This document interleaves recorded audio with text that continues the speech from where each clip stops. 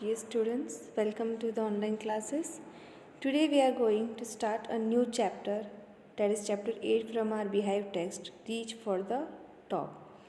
And in part 1 we are going to read about a famous mountaineer who climbed Mount Everest twice. Okay, and her name is Santosh Yadav. So before starting this chapter, let us see what her achievements were and who was Santosh Yadav. She is still there, and what are her achievements in her life. So let's read about Santosh Yadav. Okay. Now here you could see the pic of Santosh Yadav. She is an Indian mountaineer. She is the first woman in the world to climb Mount Everest twice. Means there were many women who climbed Mount Everest, but she was the only one who climbed Mount Everest twice, and the first woman to successfully climb Mount Everest from Kangshan face. Means there are different directions from where Mount Everest could be climbed. यानी अलग अलग direction से चढ़ाई की जाती है, ना सिर्फ एक रास्ते से. तो वो पहली ऐसी लेडी थी जिन्होंने इस डायरेक्शन से, कैंगशंग नाम के डायरेक्शन उस जगह का नाम है, तो उस स्लोप से इन्होंने एवरेस्ट क्लाइम किया. She climb the peak first in May 1992 and then again in 1993 in May with an Indo-Nepalese team. Okay, now she was born in 1969 at Joniavas. Her nationality is Indian. She is an Indian. Her spouse means her husband's name is Uttam Kumar Lal. She took education. She completed in University Maharani's College, and awards she got the most prominent award, that is Padma Shri. She had two children, Mahima Nandini and Mahir Pratap. So let us see now what were her achievements as an climber on Mount Everest twice and how she was able to manage this thing though she was from a small village. Okay, so let us move towards the chapter now. Now here you could see, now reach for the top, part 1, Santosh Yadav. Think for a while and make a list of 3 to 5% you admire very much for their achievements. So there are many such kind of people who got their achievements, okay, who achieved many highest fields in their life, whether it is in sports, medicine, though they are scientists, okay, media, art and culture, as we read about Bismillah Khan. और अगर हम mountaineers में भी देखें तो बहुत से ऐसे नाम हैं. You would have read about Bachendri Pal, okay, AP Ahluwalia. So there are many such names known for. So among them she is also one, Santosh Yadav. So let us move towards our chapter now. Here you could see the picture of Santosh Yadav again. The only woman in the world who has scaled Mount Everest twice. She was born in a society where the birth of a son was regarded as a blessing, and a daughter, though not considered a curse, was not generally welcome. Now here, the only woman in the world who climbed Mount Everest twice. I think no other woman would have climbed Everest twice. Once they would have climbed, but she was the only woman who have climbed the Mount Everest twice. Now she was born in a society where the birth of a son was regarded as a blessing and a daughter, though not considered a curse, was not generally welcome. Means आज भी ऐसी society में, ऐसी जगह, ऐसे गांव है, ऐसे लोग हैं जो बेटी के जन्म पर खुश नहीं होते. They think a child girl is a curse. Curse को हम कह सकते हैं बद्दुआ की तरह, एक श्राप की तरह. जब भी बेटी होती है तो वो खुश नहीं होते हैं. And always boy child is welcome in a society. तो वो भी उसी सोसाइटी में से थी जहाँ पर a son was regarded as a blessing, जहाँ पर बेटों के जन्म पर खुशी मनाई जाती थी, ठीक है, और बेटियों के जन्म पर दुख. When her mother was expecting Santosh, a traveling holy man giving her his blessing, assumed that she wanted a son. It means when her mother was expecting Santosh, so once her mother with her grandmother, they went to a holy man. Holi man मतलब ऐसे कोई एक साधु होते हैं, ठीक है, फ़कीर वगैरह, उनके पास गए। तो फ़कीर ने जनरली एक ही सबकी यही सोच होती है कि ऑब्वियसली हर माँ बेटा चाहेगी, हर फैमिली में एक बेटे को ही एक्सपेक्ट करेंगे, but he was surprised, assume that she wanted a son, यानी उन्होंने ये सोचा कि she also came to him for a son child, but to everyone surprise the unborn child's grandmother who was standing close by told him that they did not want a son. लेकिन he was and even the other people who were standing there were surprised जब grand mother unborn child यानी जो अभी बच्चा पैदा भी नहीं हुआ है उसकी दादी ने जब ये कहा कि हमको बेटा नहीं बेटी चाहिए, तो the priest and even the other people were quite surprise कि ऐसी सोसाइटी में रहने के बाद भी ये बेटा नहीं बेटी चाहते हैं। The holy man was also surprised. Nevertheless, he gave the requested blessing, and as destiny would have it, the blessing seemed to work. Now he gave the requested blessing. Requested blessing मतलब when they requested that they want a girl child, so he gave them the blessing. और उन्होंने जो blessing दी, जो आशीर्वाद दिया, वो वाकई में it worked.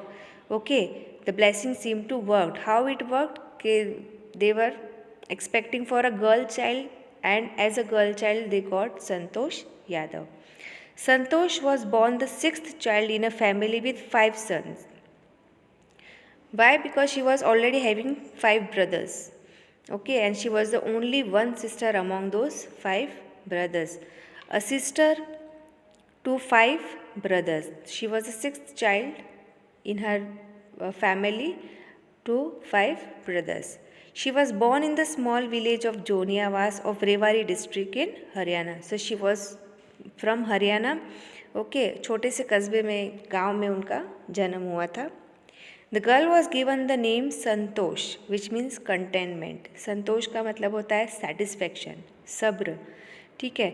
And she was given this name, which means contentment. Here contentment means satisfaction. Okay, satisfaction. But Santosh was not always content. But this girl Santosh Yadav ये कभी भी सेटिस्फाई नहीं रहती थी.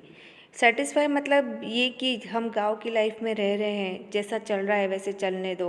She was not satisfied with the life of village, with her place in a traditional way of life, यानी जिस तरह से पुराने तौर तरीके से गाँव में लोग रहते थे, जो उनकी सोच थी, उनके रहने का तरीका, she was not satisfied with that thing. She began living life on her own terms from the start.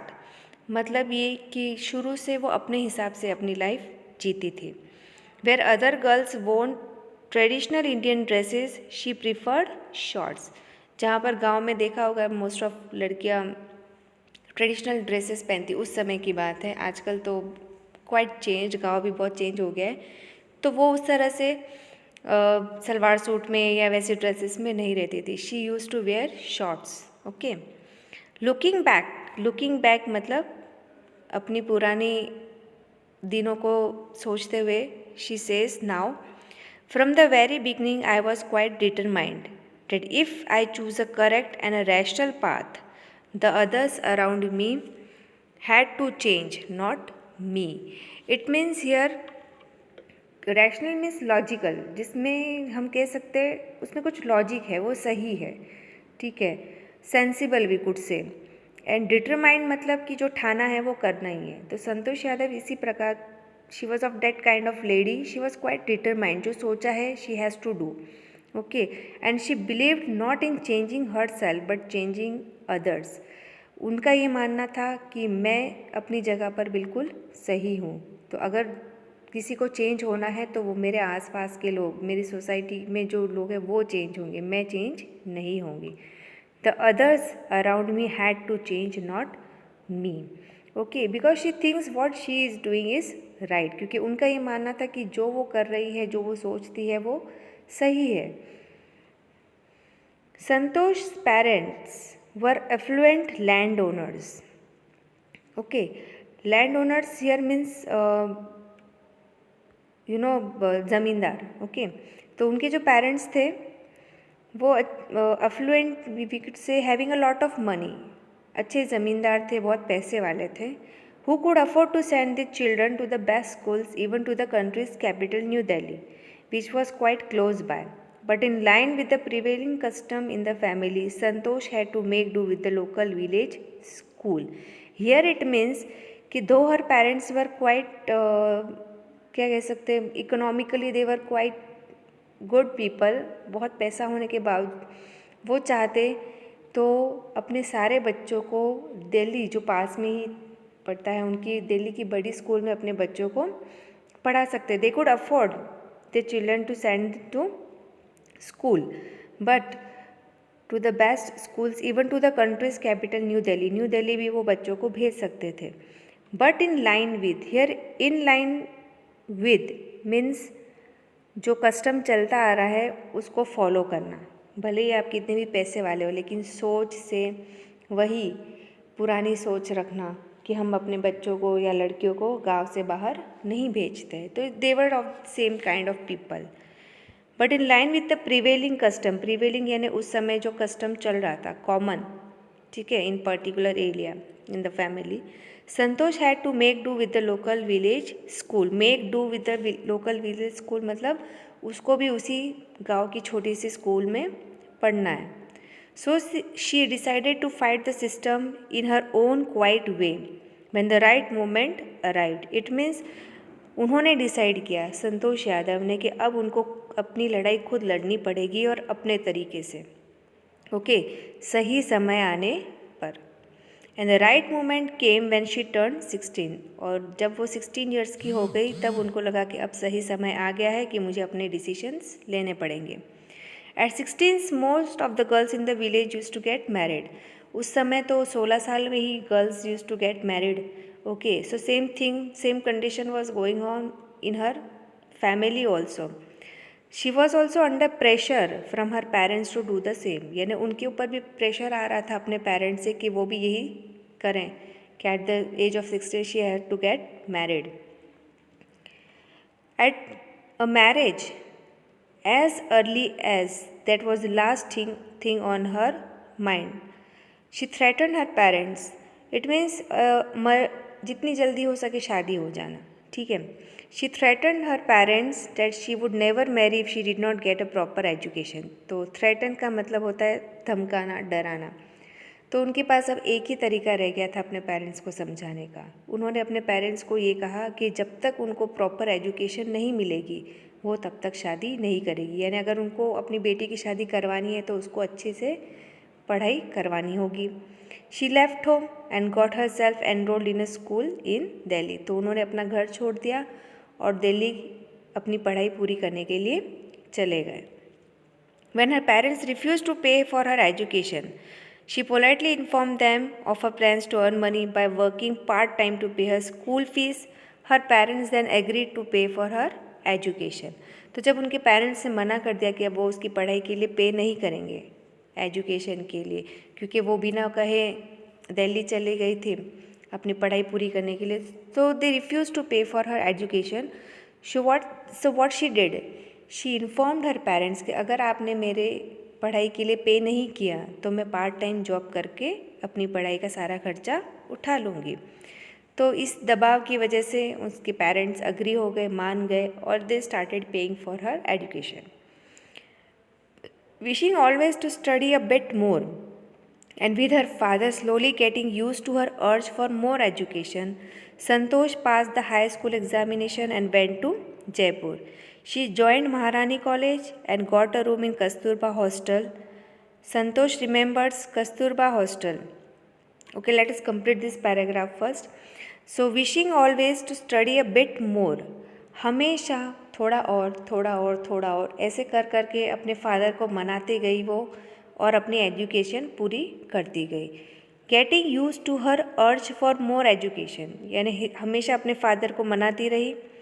अर्ज here means request for more education, and by this she passed her high school examination. और इस तरह से इन्होंने अपने higher school की studies पूरी की. And then she went to Jaipur.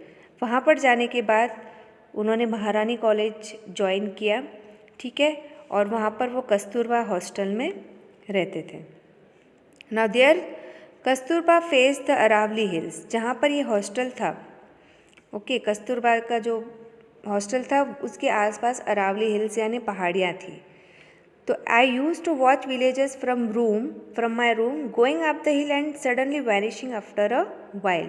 तो वो रोज़ देखती थी कि किस तरह से गांव के लोग पहाड़ियों पर चढ़ते थे और देखते ही देखते वहाँ से गायब हो जाना, and not actually vanishing away, okay, पर नज़र नहीं आते थे, because you know next slope they would get down from the next slope.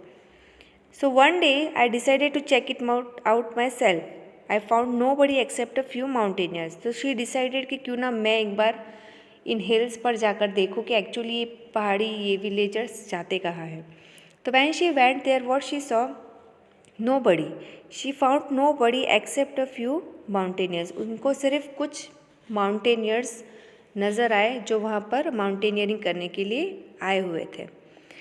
I asked if I could join them. तो संतोष यादव ने उनसे पूछा क्या वो भी उनके साथ माउंटेनियरिंग में ज्वाइन कर सकती है क्या। तो to my pleasant surprise, now she was surprise, she was shock to know they answered in the affirmative. Answered in the affirmative means they said yes to her, means they allow her to join them and motivated me to take to climbing. और उन्होंने संतोष को motivate किया कि वो भी climbing join करें, उनके साथ क्लाइंबिंग करें। तो she was quite excited and even quite happy at that time. Then there was no looking back for this determined young girl. बस यही वो समय था जब उनको वो रास्ता मिल गया था, एक target, something to do in the life, और डिटरमाइंड यानी वही ठान लेना। तो वो समय, उस समय उन्होंने सोच लिया था नो लुकिंग बैक, यानी अब वापस पीछे मुड़कर नहीं देखना है। She saved money and enrolled in a course at Uttarkashi's Nehru institute of mountaineering. जो भी पैसा पॉकेट मनी या फीस के लिए जो भी पैसा पेरेंट्स भेजते थे उनसे बचत करके she save that money and what she use to do, she enrolled in a course. Enrolled in a course यानी उस पैसे को कहाँ यूज़ करते थे, माउंटेनियरिंग इंस्टीट्यूट है Uttarkashi, Nehru institute of mountaineering, वहाँ पर उन्होंने ज्वाइन किया और वहाँ पर वो अपना कोर्स करती थी माउंटेनियरिंग का। My college semester in Jaipur was to end in April but it ended on 19th of May। उनका जो सेमेस्टर है एग्ज़ाम्स वो जयपुर में अप्रैल में ख़त्म होने वाले थे, लेकिन वो मई में ख़त्म होते हैं 19th of May, और उनको वापस रिटर्न होना था 21st को वापस अपने उत्तरकाशी में। So I did not go back home, instead I headed straight for the training. तो 2 दिन बचे थे, लेकिन उन्होंने क्या किया, 2 दिन पहले ही वो वहाँ से जयपुर से एग्ज़ाम फिनिश होते ही वहाँ पे माउंटेनियरिंग के कोर्स के लिए चली जाती है। तो वो अपने वापस घर नहीं जाते हैं और अपना कोर्स कंटिन्यू करती है। I had to write a letter of apology to my father without whose permission I had got myself enrolled at Uttarkashi. यानी अपने फादर से पूछे बिना ही उन्होंने यहाँ पर अपने आप को एनरोल यानी एडमिशन ले लिया था इन्होंने। तो उन्होंने अपने एक फादर को लेटर लिखा, अपोलॉजी यानी माफ़ी मांगना, टू माई फादर, जिस without permission I had got enrolled at Uttarkashi, यानी जिससे पूछे बिना मैं अपने आप को यहाँ पर इन्वॉल्व किया। Thereafter, Santosh went on an expedition every year. Expedition means to climb to a height for climbing, okay? उसके बाद से हर एवरी ईयर वो एक्सपीडिशन जो होते हैं वो माउंटेनियरिंग की ट्रेनिंग के लिए होते हैं, छोटे मोटे जो चढ़ाव होते हैं फॉर क्लाइंबिंग। तो हर साल every year she use to join that expedition.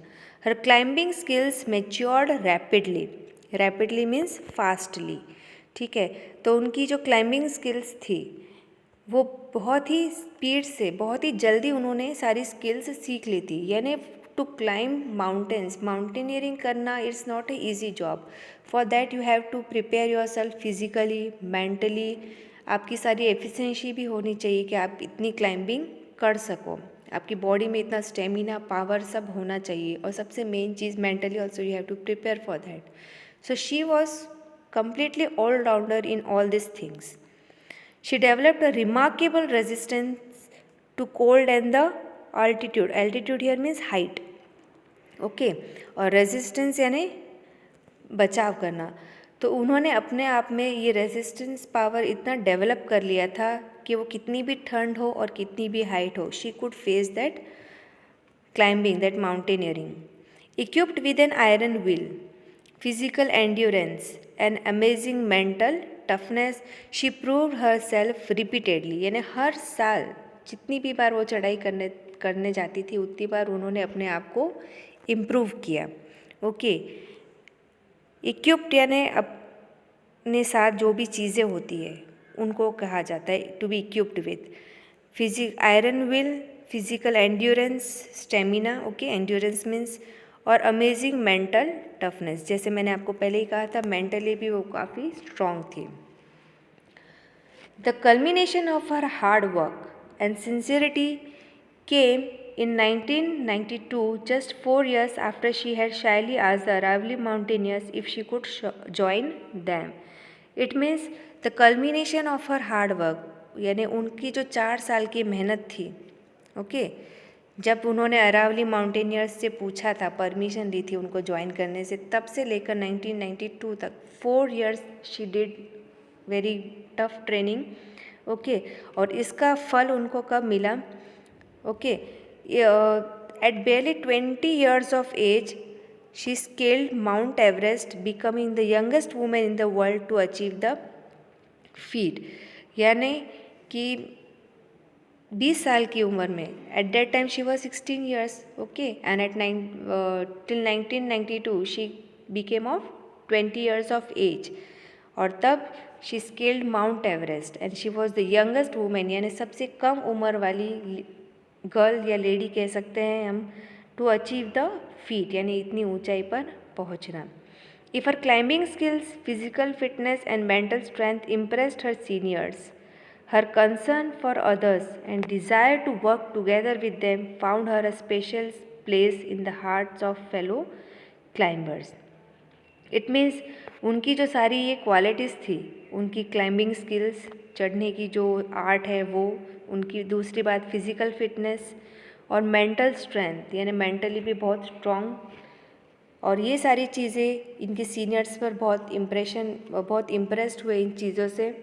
और desire to work together with them, यानी सब लोगों के साथ एक टीम बनाकर काम करना. ठीक है, तो ये सारी चीज़ें, ये सारी क्वालिटीज़ से इनके जो सीनियर्स थे बहुत इम्प्रेस हुए.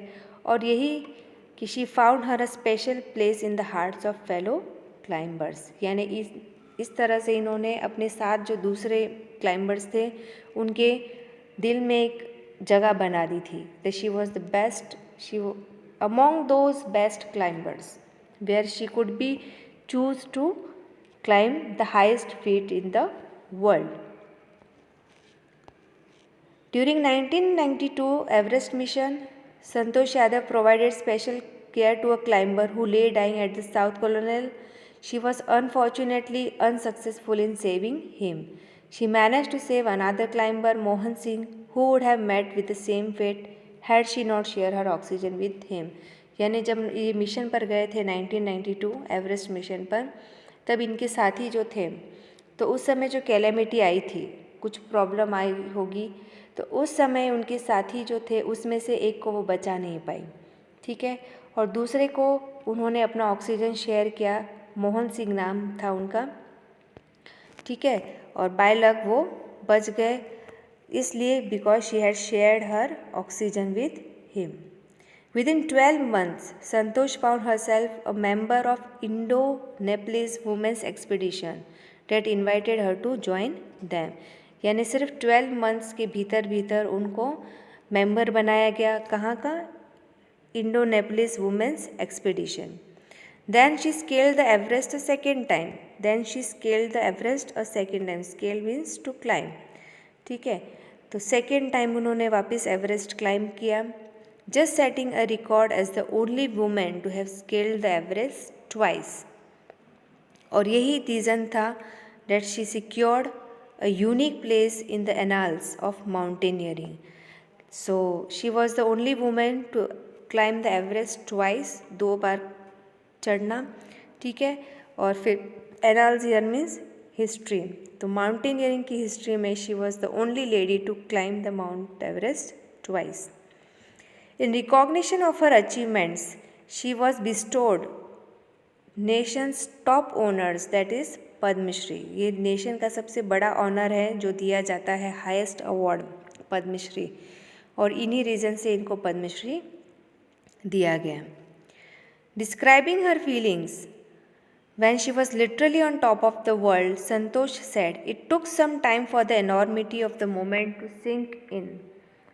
Okay, means she says enormity of the moment means we could say great moment, ठीक है।